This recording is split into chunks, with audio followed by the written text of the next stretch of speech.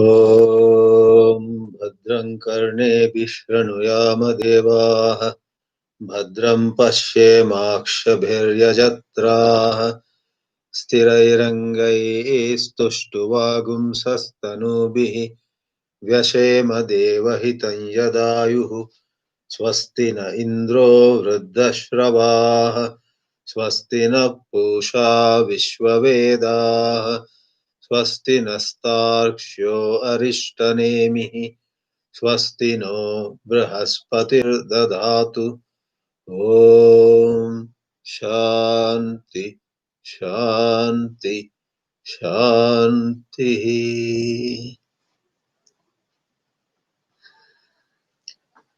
The Mundaka Upanishad itself is a very rich source of revelations, insights, and wonderful guidelines to self-knowledge. On top of it, we have excellent comments, insightful remarks by Bhagavan Bhashyakara, Sri Adi Shankaracharya. We made an entry in the last class to the second Mundaka, first Khanda. Each Mundaka has two Khandas. Second Mundaka, first Khanda, opened with a beautiful illustration.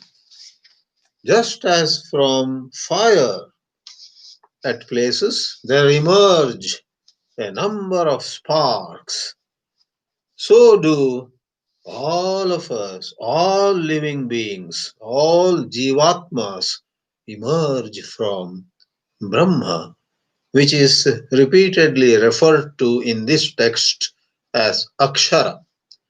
Yatha sudiptat pavakad visfulingaha सहस्रशः प्रभवन्ते स्वरूपाः तथा अक्षराद् विविधाः सौम्य भावाः प्रजायन्ते तत्र चैवापि यन्ति. That was the mantra, and we saw certain explanations for every word of it, and towards the end Sri Adi Shankaracharya said that in reality the pure, indivisible, non-dual Brahma alone is, it doesn't undergo any change at all. Actually, on higher planes of the Vedanta, it is made clear that nothing emerges from it and it doesn't come from anywhere.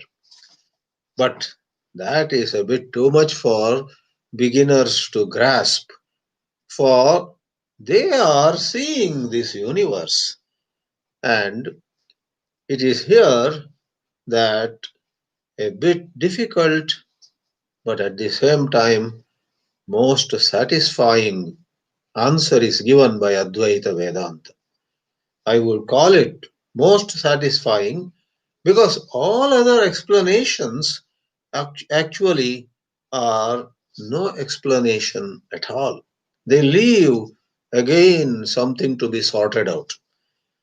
In fact, all other explanations of many other schools of thought at a certain point, they just ask us to go by faith. Whereas here, competing with the most advanced insights of modern science and whatnot, Advaita Vedanta says, let me say briefly at this moment, I will throw more light on it as we get it at different places. It says there is right seeing, and in that right seeing, Samyak Darshana, which is also called Vidya Bhumi, a frame of reference of true wisdom. There is only Brahman. And then don't always think of A coming from B. Don't think of always phenomena on the axis of time. When did Brahman become this universe? Please see that when you ask that question, you are presuming that time is real. Whenever you ask a question, when, right? When did India get independence? You first accept time. There was 1900, there was 1920, there was 1940, and then in 1947, this country called India got independence. So only when you accept time, you can ask when. Only when you accept space as unquestionably true, you can ask where. Where did this happen? Where did John F. Kennedy get assassinated? The answer is given, oh, it was in Dallas, in Texas of USA. But before you think of USA and Texas and then Dallas City, there is first the presumption of space being real. Now you may say, what do you mean? Space is not real? Time is not real? I tell you, space, time, causation, all of them are valid in what is called adhyasa, what is called the superimposition. And rather than going from one point to another within that superimposition, from Dallas to New Delhi, let's say, or from Tokyo to Timbuktu in Africa, that is within that space which has been accepted, rather than going from one point of time to another point of time. 1957, the mutiny took place in India. The army tried to overthrow the British, the rulers, and that mutiny was suppressed, subdued. From 1857, mutiny, 1857, after 90 years, 1947, the country got independence. So you go from 1857 to 1947, one point of time to another point of time, without being long on that. In space, you go from point A to point B. In time, you go from point A to point B. In causation, you go from a cause to its effect, and if that is the cause again, to its effect, and so on. But now, Advaita Vedanta says, hold on, how about going from time to the timeless, from space to the spaceless, from causation, from countless causes and effects to that which is neither caused nor causes anything. That is where we use a little modern expression. It's a quantum leap. And Advaita Vedanta talks about realization as not a phenomenon over the axis of time. Realization, enlightenment, illumination, getting liberated, etc., because of limitation of language, sometimes is expressed as, oh, so and so got enlightened at the age of 22, and this lady got enlightened at the age of 36. That is lay language, it's a limitation of language. But actually, enlightenment is not something that happens on the axis of time.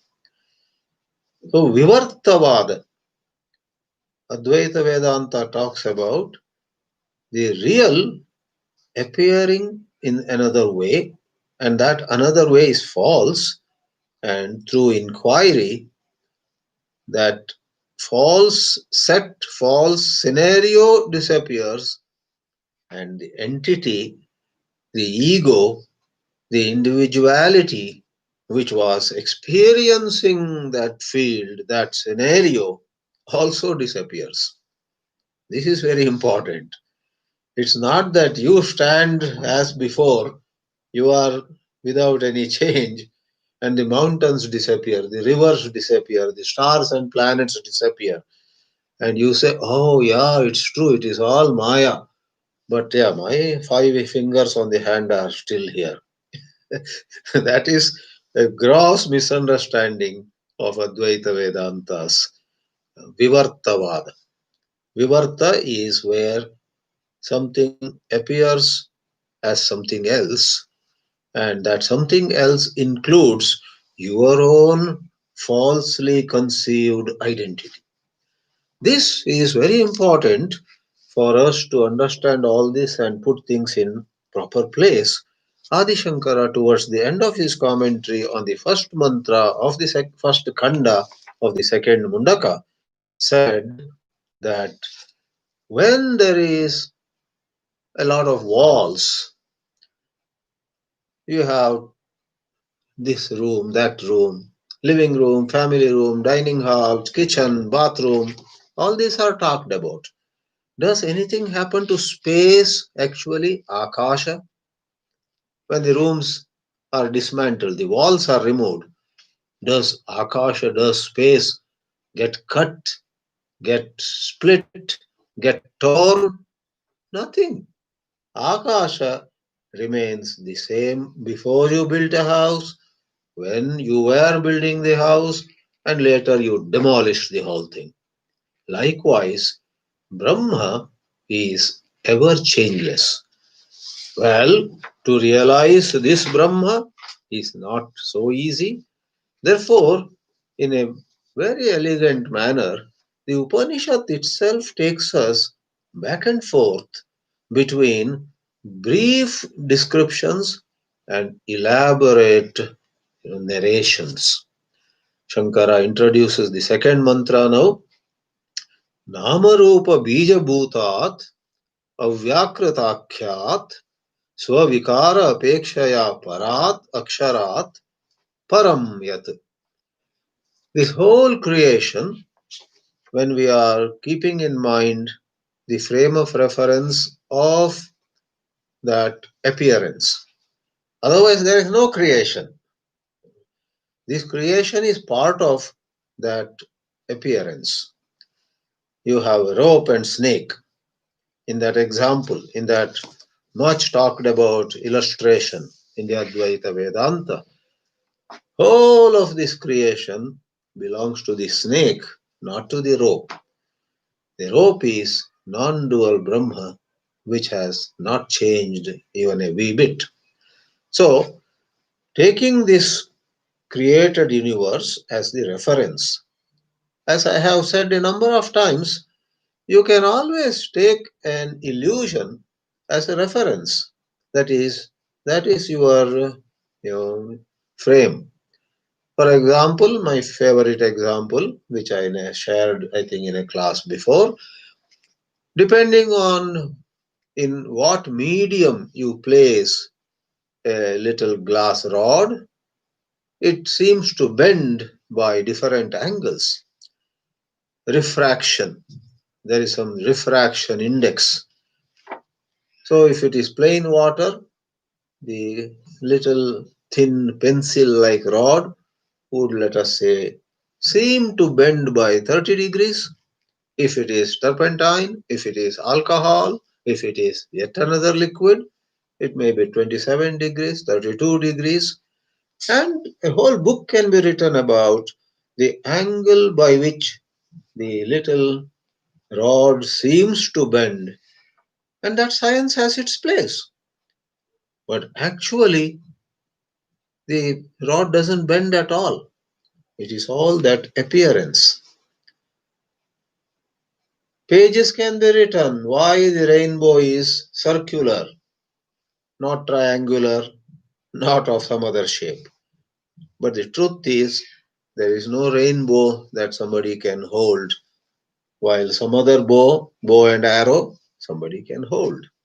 So, that is what I repeatedly call the frame of reference of adhyasa and somewhere adhyaropa. These are the words used. Now, in that frame of reference, taking it for the present as real, All these nama rupa have a certain cause. Bija, seed. It is called avyakrita, unmanifest. When it is manifest, it becomes all these cats and dogs, rivers and mountains, we human beings, and so on and so forth. So, what is unmanifest is superior to the manifest, but compared with that unmanifest, avyakrita, parat aksharat param, there is something even superior, and that is the akshara tattva. Parat aksharat param. Now you may wonder,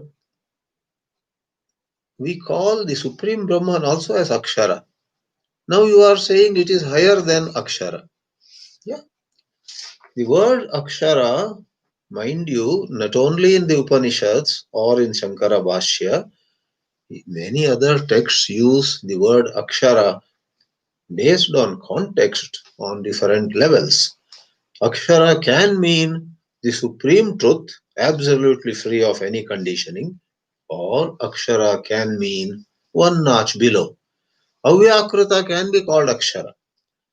You may say, but there has to be some reason to call it Akshara. Oh, yeah, there is a reason. Because relative to names and forms which rise and fall, the causal stuff is long lasting. Literally, Akshara means that which doesn't decay. So, compared with things that come for 100 years or 500 years and go, something that lasts for ages, for thousands of years, is Akshara. So the word Akshara is at times the ultimate truth, but at other times the unmanifest, the causal stuff from which names and forms arise. Bhagavan Sri Krishna himself, in the well known chapter 15, uses the word Akshara not for the ultimate truth, he uses it for level B.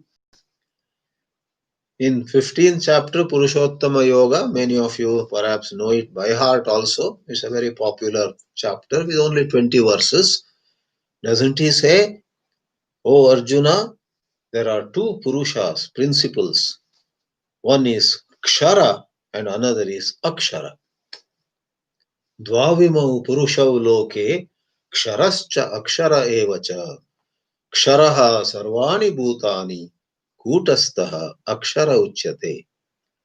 Okay, Kshara is the perishable down here. Akshara is the imperishable up there. The matter is over, would you say? Sri Krishna says in the very next shloka that there is yet another, and in that chapter he calls it Uttama Purusha.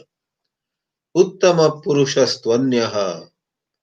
Then he says, I am that Purushottama. So the chapter gets that name, Purushottama. So in the Gita you have Kshara, Akshara, then Uttama Purusha.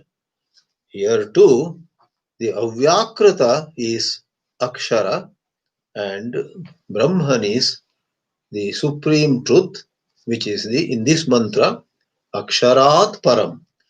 Earlier Rishi Angiras called the ultimate truth itself is Akshara. Yaya tadaksharam adhigamyate. What is Paravidya? That wisdom by which Akshara is gained. Same. I'm never tired of finally giving one more example. Though though lots of people may get confused, they continue to use the word New York for both the city and for the state. They continue to use the same name for many towns in the world. In the United States, there is a Moscow. There is a Delhi also. And some of the names are of towns in England which have now repeated in the United States. You say Cambridge, olden days Cambridge University in UK. Now Cambridge is near Boston and that also is famous. So that's very common. So in philosophy, human beings, for various reasons, use the same name, sometimes on a certain level, sometimes on certain another level. If you say Gandhi, in some context it could be Mahatma Gandhi, and some other context Indira Gandhi, now Rahul Gandhi, and if you go to Gujarat, you go to Mumbai, there are so many Gandhis. So nothing can be done. You need to be clear. Shankara says, if the unmanifest cause of this manifest universe is Akshara, higher than that is another Akshara, Sarva Upadi Bheda Varjitam. Aksharasyeva Swarupam. It is the inner essence of this Akshara, one notch below. And that Akashasya Iva, like pure space, Sarva Murti Varjitam. That ultimate truth is absolutely, not relatively, absolutely free from any form, any rupa. Then how are we to point it out? Bhashya says, Neti Neti. This expression Neti Neti appears several times in Brihadaranyaka Upanishad, but one major place is when Rishi Yajnavalkya instructs his own wife Maitreyi, chapter 2, third Brahmana, sixth mantra. Neti Neti ityadi visheshanam vivakshan aha. Vivakshan means vaktum icchan, wanting to point out the way of negation, negate the false, negate what Brahman is not, then what Brahman is would become clear to you. In that backdrop, we see second mantra. What we said so far is warming up to appreciate the second mantra. Divyo hi amurtaha purushaha sabāhyābhyantaro hyajaha अप्राणो ह्यमना शुभ्रः ह्यक्षरात् परतः परः. Divya, divine, amurta, having no form, no shape, purusha, the supreme spiritual principle, sabāhyābhyantara, sa means sahita, having outside, having inside. That means outside, inside, all of them are within this Brahman, and yet Brahman transcends, is beyond this, out and in. Ajaha, never born. And the punchline in this mantra is the third quarter. Apranaha, amanaha. You and I look at ourselves as breathing, having energy levels. There's a huge, I don't know how many, multi-billion-dollar industry about energy. How to be energetic? Through exercise, through diet, through fasting, through meditation, through mantra, through tantra. Energy, prana. The whole world worships energy, adores energy. Prana is energy. And this third line, third quarter of the mantra says, this ultimate truth is devoid of that movement of energy. In the sense, it doesn't increase or decrease. It is the source of all energy, really, but in its swarupa, in its true nature, it doesn't breathe, it doesn't move, because one expression of energy is movement, chalanatmaka. This has no movement. Where will it go? For there is no space, no time in this Supreme Brahman. Amanaha, negation. See, neti neti. Therefore, Bhashyakara said, Neti neti iti visheshanam vivakshan. Visheshana is a way to point out, how to qualify it. The only way you may qualify it is by dismissing all qualifications. Shubhraha, pure, and Aksharat, paraha. Aksharat has another adjective, Aksharat, parataha, paraha. Akshara and para on one level are synonyms, are on par. And Aksharat, Parataha is also fifth case, Parat. So what is Akshara and what is Para? There is something. In the present context, it is the unmanifest. It's the bija, it's the seed for everything to come. Tasmat Paraha. The ultimate truth is above this Akshara, this Para. So Parasmat Param, we say at some other places. Or in English language, don't we sometimes say, this is higher than all that is high. This is taller than everything else that is considered tall, bigger than all things that are big. So, Paratap Paraha. And there is a very insightful commentary here. There are a lot of nuances. In fact, if you go into subtleties of what Shankara says, number one, it will take a lot of time to do that. Number two, if you do that, the clarity and a certain deep satisfaction that you will receive is indescribable. Bhashyakara says, Divyaha, the first word of this mantra, he gives three meanings. One is Div Dhatu means to shine, Dyotanavan, having light. It is luminous. Our true nature is luminous. Without knowing it, we are so attached to this body, which actually is jada. We are so attached to our thoughts. We worship thought.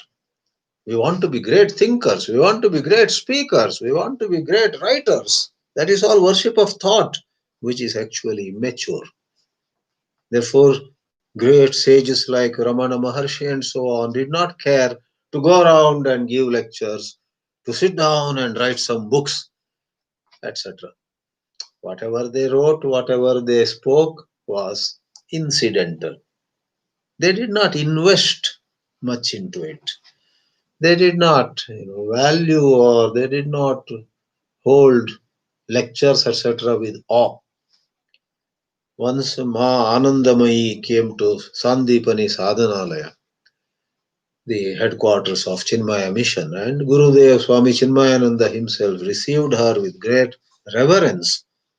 And in the lecture hall called Saraswati Nilaya, I wasn't present, I heard later, Ma Anandamayi Ma took seat on the stage, and when Swami Chinmayananji said to her, Ma, please speak something to our students, brahmacharis, sadhus here. She just said in Hindi, Kahne ko kya hai? What is there to say? And didn't say anything. She just said, what is there to say?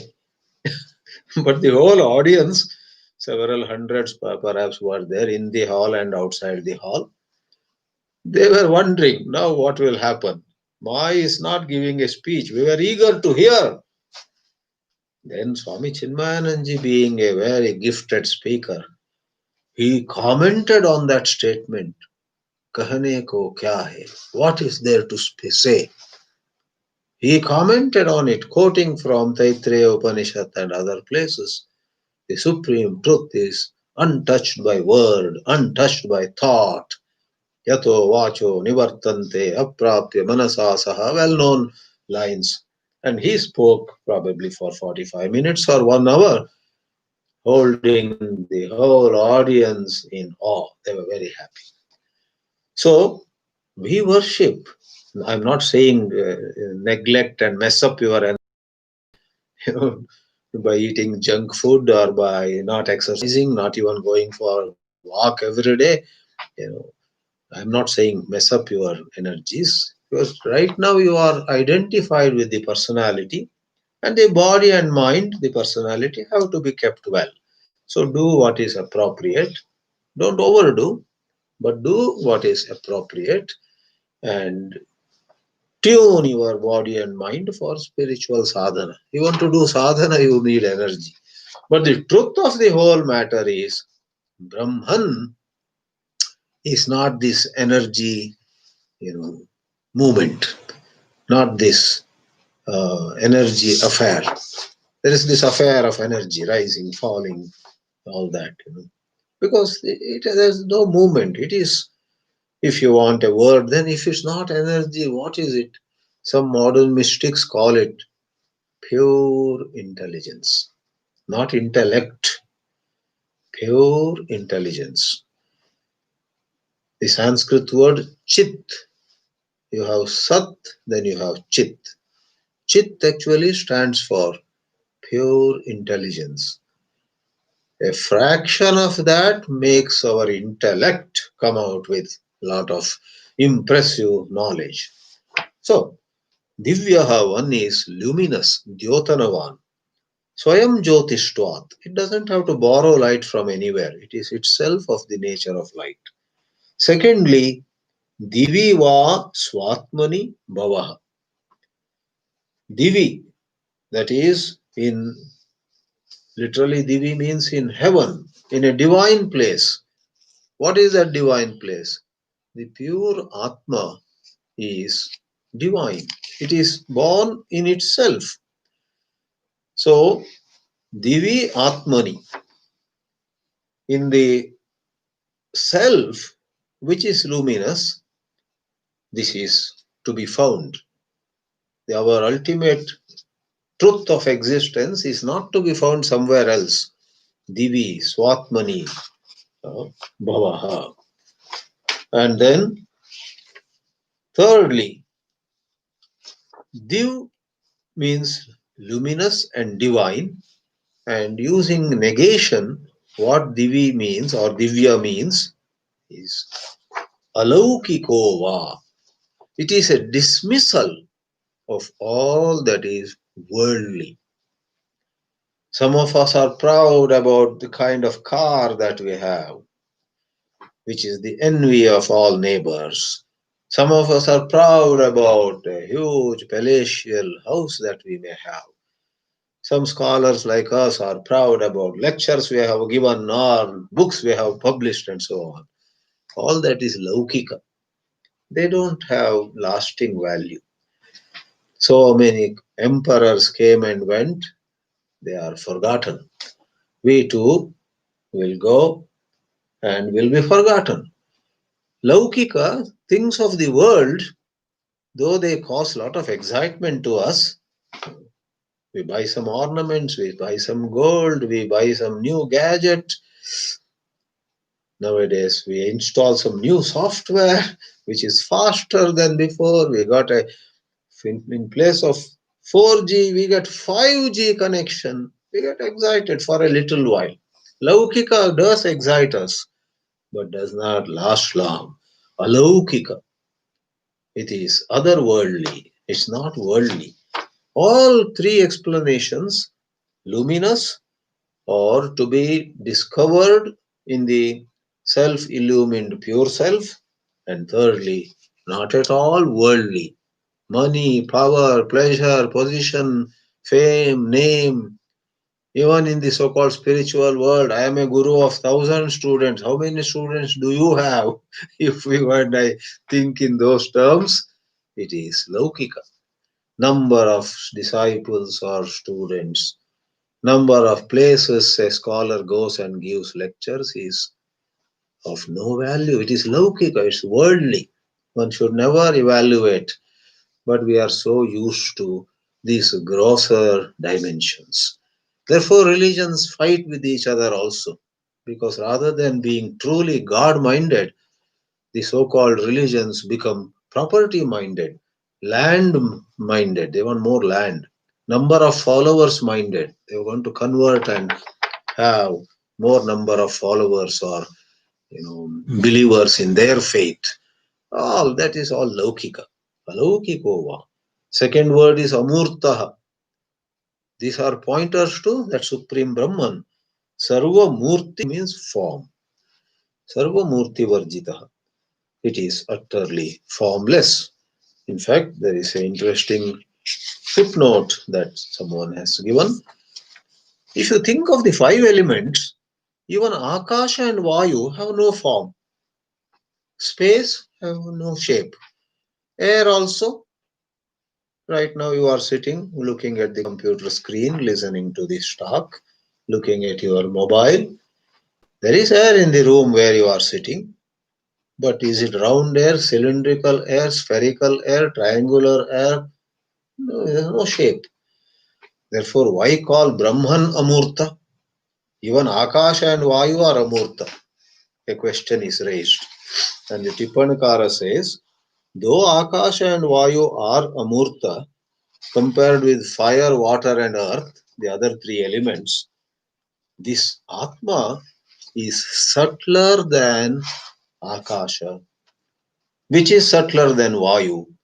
Therefore, being of a higher order of Sukshmatva, subtlety, this Brahman is indeed Amurta in the extreme sense. Akasha and Vayu are relatively Amurta. They have their own boundaries. Then next word is Sabahyabhyantaraha. Sa means Sahita. Bahya is out, outer, outside. Antara is inside. So what is meant is, as Bhashyakara patiently divides it, Sabahyabhyantara. Sa stands for Saha, together. Just as, to give a simple Sanskrit statement, Ramaha Vanam Gacchati.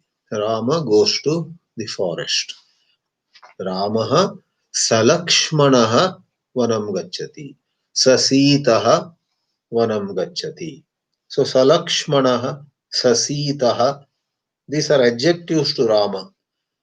And the single letter Sa stands along with.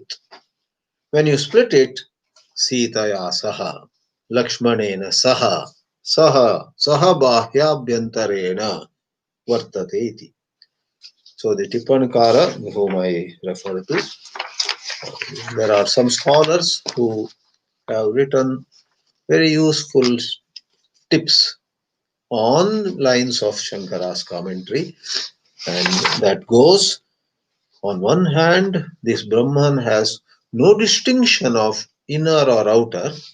On the other, it it has, rather, it is inside too, it is outside too.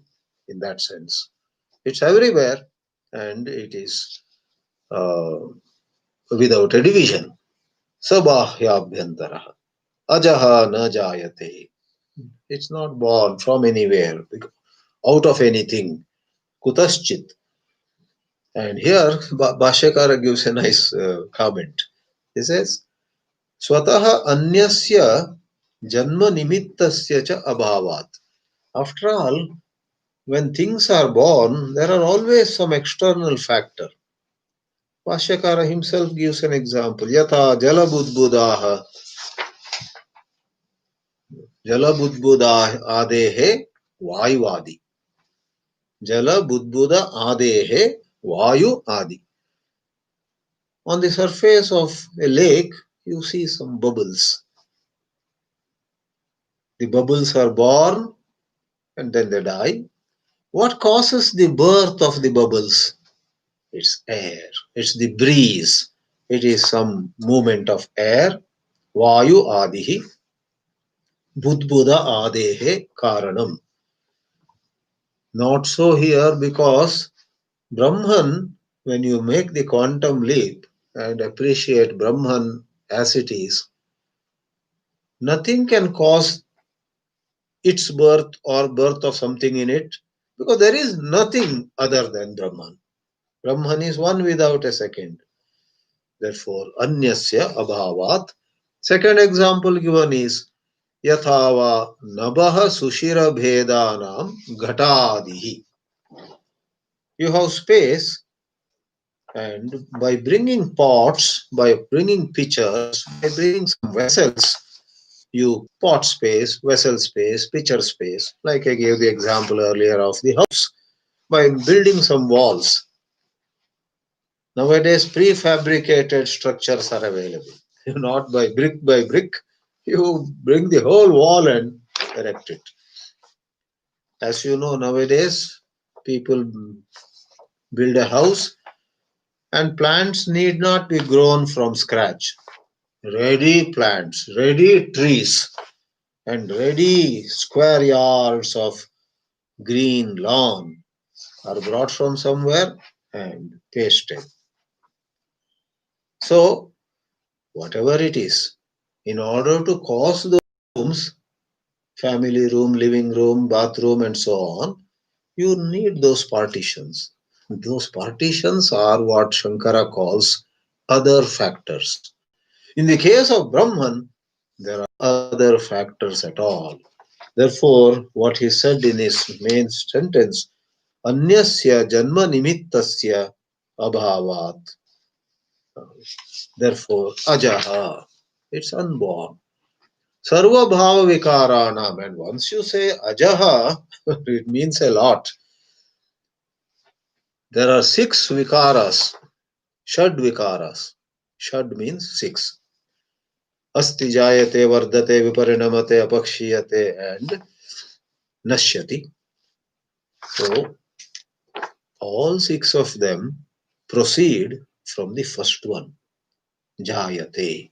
Though I said asti jayate, the actual order is jayate, then asti in this form or that form. Idam rupena, tad rupena va asti. Jayate, asti, vardate, viparinamate, apakshiyate, vinashyati. These are the six modifications, and they begin with jayate. By saying ajaha, Acharya Shankara says, Janimulatvat sarvabhava vikaranam tat pratishedena, that is janma pratishedena, sarve pratisiddhaha bhavanti. Everything gets negated. Oops, this is hard for us. But that is Vedanta. When we appreciate Vedanta seriously, our mind becomes still. In fact, as you and I get a better hold on Jnana Yoga, no other upasana will be needed because the study itself quietens the mind, purifies the mind. The bliss that you experience in the Vedanta study will give you even more Vairagya. With some Vairagya, you are able to sit, but the joy of Vedanta study will free you of the restlessness, of chanchalatva, of Vishaya Vasana, desire for drinks and good food and this pleasure and that pleasure. Somewhere Pujya Swami Chinmayananji had written long back while proofreading some book I had read and appreciated it. Somewhere he had written, what is desire? It is nothing but a certain restlessness which is prompting you to quieten your mind with the help of a drink, with the help of smoke, with the help of some sweets, and so on. It's a certain unrest within you. In the Vedanta study, you come upon, you experience such peace, such rest, then even if the most delicious food is in the next room, because your mind has become so calm now, you think of it and you say, it's okay. A while ago, when you were restless or feeling bored and feeling little agitated, oh, I'm not feeling comfortable. And then if you think of some delicious food in next room, okay, let me go and grab it. That will make me happy. See, whereas, so is case with Bhagavad Chintan also in Bhakti Yoga. As you derive greater happiness in love of God, Vishaya Vasanas die away in a natural manner, in a very healthy manner. No suppression, conflict and tug of war with your own mind. So Sri Shankara writes, Sarve vikaraha, sarve bhava vikaraha pratisiddhaha bhavanti. Sabhahyabhyantaro yajaha, that repetition, both were explained. Ajaha was required. Ataha ajaraha amaraha aksharaha dhruvaha abhayaha ityartha. When no modification can take place, your new self-perception, the way you feel about yourself, undergoes such a dramatic change. You then cannot have fear. Abhayaha. You know that you cannot die. You will never die. The real you, not the body. Aksharaha. I cannot perish. Nothing can happen to me. Amritaha. Immortal. And so on. In this way, Divyohamurtaha, first part is explained. Now coming quickly to the second part, which I said has the punchline, Aprano Yamana Shubraha. In Atma Bodha, in my last class, I made a passing reference. There is a bunch of 6 shlokas specially useful for meditation. And one of them is about dismissal of prana. Amanastvaname dukkha ragadvesha bhayadayaha अप्राणो ह्यमना शुभ्रः इत्यादि श्रुति शासनात्. The reference is to this Shruti. Vedas. Upanishads are part of Vedas, therefore they are also called Shruti. Aprano hi amana shubhraha. Literally, the third pankti of this mantra is taken by Atma Bodha as the third pankti there also. Because I am not the mind, I am free from likes and dislikes. After all, doesn't the Upanishad say we are untouched by the changes in the sphere of prana, in the sphere, in the domain of manaha? What happens to the mind doesn't mean anything to me. Let the mind be dull one morning, who cares? Let the mind be very creative on another day, who cares? If you are Atmanishta, you are at peace with any condition of your mind, with any condition of your body. That's the beautiful thing. Vedanta is not about good health and so on. That's a different issue. Everybody wants good health in a certain context. But Vedanta is about health or no health, wealth or poverty, mind is dull or excited. You have, as though, like they call it, right, a third eye. Your third eye has opened. With ordinary two eyes, feeling weak and having some fever and cough, etc., would be a terrible thing with ordinary eyes. And no cough, no cold, clear breathing, and lot of energy in the body. You feel like going for not 1 mile, 10 miles walk and then come back.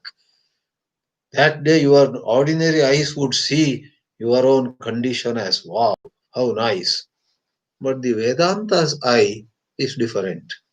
It says, either way, I am fine.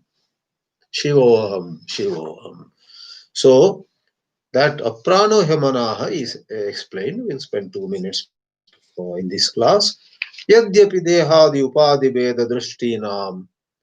Those who have attachment to the upadi, avidya vashat, because of their spiritual ignorance, deha bhedeshu, in different bodies. We look at others. Oh my God, he is 10 years older to me, but every day does so much of workout.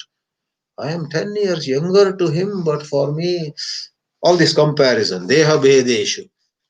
Sapranaha, samanaha, sa indriyaha, sa vishayaha, iva pratyava bhasate. Though that is how it seems to ignorant people, Shankaracharya says. Just as people who don't know what is space look at Akasha, look at the sky, and they think Akasha has a curve. They think Akasha is today dusty, but the principle of Akasha neither bends nor has dust. Talamaladi. Talamaladi mat. Mat means having. One who has, you know, mati, intelligence, is called matiman. That is masculine. Neuter form of it is matimat. One who has long life is Ayushman. The Napunsaka form of it is Ayushmat. So here you have Talamaladi Mat. Mat is having. having tala, curve, surface, etc., mala, dirt. Ignorant people look at it that way. Though ignorant people have such body identification, tatapitu swataha paramarth drishtina. For those of us who study the Vedanta, who reflect on it, for us, paramartha drishtinam apranaha. The question, who am I, doesn't bring forth the answer, I am a little weak today. That is when we have strong identification with the personality. Question, who am I? Ramana Maharshi's question. If you are at a height of Vedanta contemplation, you ask yourself, who am I? The answer will be a blissful silence. No description. The body may be weak, but you are not the body. Or body may be strong, you are not this body. So no, not strong, not weak. Amanaha, apranaha. What does it mean? Avidyamanaha kriya shakti bhedavan chalamatmako vayuhu yasmin.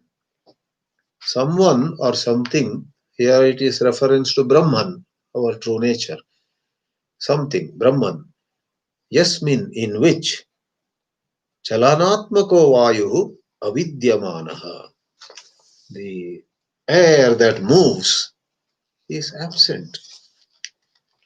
That air, that energy, that prana, that pranic body, etc., are valid on a plane of reference one notch below. When you are playing a video game and there is a villain to be killed and there is a hero to be protected, etc., that hero to be protected, the villain to be killed as early as possible, are all within the context of the video game. Likewise, there is a certain worldly context in which we very often find ourselves caught, agreed, but we don't have to be caught. We can be out of it. That is what Vedanta promises to us, helping us get out of that trap of a what we call Maya. Kriya Shakti Bhedavan. So various other different Kriya Shaktis, various forms of activity, movement, they are absent here. Tata amanaha aneka jnana shakti bedavat sankalpadhyatmakam manaha api avidyamanam yasmin soyam amanaha. Talamaladi mat and bhedavat. There is a little grammar here. If the word before that suffix ends with a or a, it becomes vat, bhedavat. Somebody has money, he is dhanavan.